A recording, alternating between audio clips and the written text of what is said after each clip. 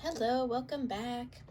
In the last video, we said we're going to look at these variances and segregate them into two smaller variances, the variance that explains the difference in price and the difference in quantity. So first, it'll be helpful if we start off with kind of like a little legend. These are all the items that we're going to use in our formula. So here's kind of like our legend, so you know what certain items mean. We're going to have an AQ, we're going to have an AP, we're going to have an SQ and an SP. So your legend, so you know what those abbreviations stand for. AQ stands for actual quantity.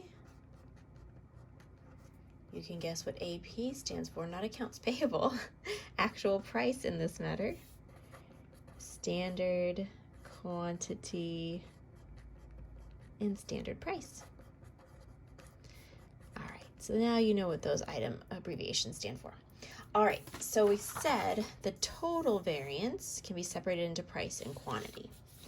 So we have our total DM variance. Okay, so how we solve for it. So first, you're going to take your actuals, so your AQ times your AP. Pair that with your AQ times SP. If you take the difference between those figures, right, so calculate it, see what you get. This sum is the amount of your total variance that's attributed to a difference in price. Okay, so that means that we paid a purchase price, sales tax, shipping costs, or receiving costs that were different than what we had estimated. Now to figure out the other side, the quantity variance, you're going to take actual quantity times standard price times standard quantity times standard price, and this gives us our quantity variance. They're the same mathematical formulas are shown in the book, if that helps you. I like to see the flowchart method, and the way that I remember it, like price variance, the only thing different here is price. See, AQ is the same, so you're isolating quantity and just looking at the difference in price. For your quantity variance, you're isolating the price, so SP is the same as SP, so the only thing different here is the quantity.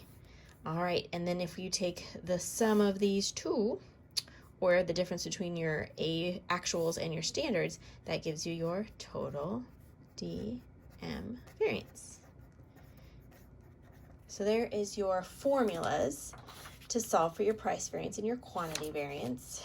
So it's helpful for management to know, oh yeah, we were off track. We have a total difference between what we estimated, what our standard cost was, and what our actual is. We have a total variance. Great. But it's more helpful if we can segregate it into its two components. What was the difference due to price, so we can follow up with that department? What was the difference due to quantity, so we can follow up with the production department? So those are the formulas that help you isolate that difference. We'll go ahead and try a problem in the next video so that you can actually work through it with some actual numbers.